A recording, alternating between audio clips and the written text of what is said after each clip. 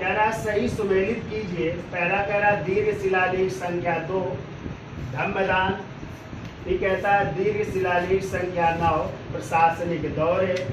फिर कहता है दीर्घ शिलालेख संख्या 3 दास और सेवक। और फिर कह रहा दीर्घ शिलालेख संख्या 11 राजकीय चिकित्सालय। ठीक है, फिर ये आंसर दिए, 4 आंसर है। पहले तो आपको पता होना चाहिए ये अशोक के बृहद शिलालेख है जिसमें अशोक ने चर्चाएं की है। ठीक है, तो कहता है जो बृहद शिलालेख या शिलालेख संख्या 2 है उसमें अशोक क्या कहता है? तो उसमें अशोक कहता है मेरे पड़ोसी राज्य चोल, चेर, पांड, क्षत्रिय पुत्र और ताम्रपणी। नहीं कहता चोल, चेर, पांड,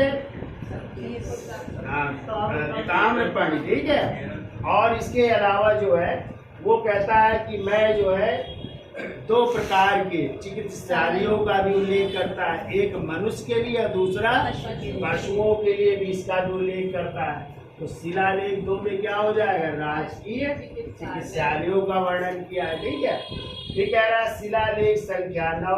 तो शिलालेख संख्या 9 में अशोक ने मंगलकारी कार्यों की चर्चा की है, श्रमणों और ब्राह्मणों के प्रति निष्ठा की चर्चा की है, दास और सेवकों के भी जो है चर्चा की है। ठीक है, तो इसमें क्या हो जाएगा? दास और सेवक कई चर्चाएं करता है वो, तो इनके प्रति भी दया भाव रखने की चर्चा करता है, दास और सेवकों के प्रति। ठीक है, ठीक है ना। शिलालेख संख्या 3 में तो आपको पता है शिलालेख संख्या 3 में अशोक युक्त, रज्जुक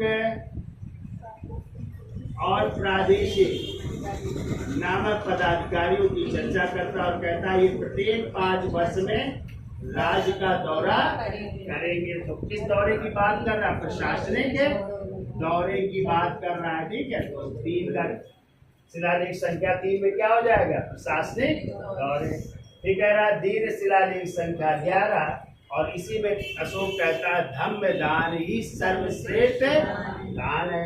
तो शिलालेख 11 में क्या कहता है? धम्म दान ही सर्वश्रेष्ठ दान की चर्चा करता है। मिला लो, ए का 4, बी का 3, सी का 2 और डी का 1। तो 4 3 2 1, तो 4 3 2 1 कौन सा हो जाएगा?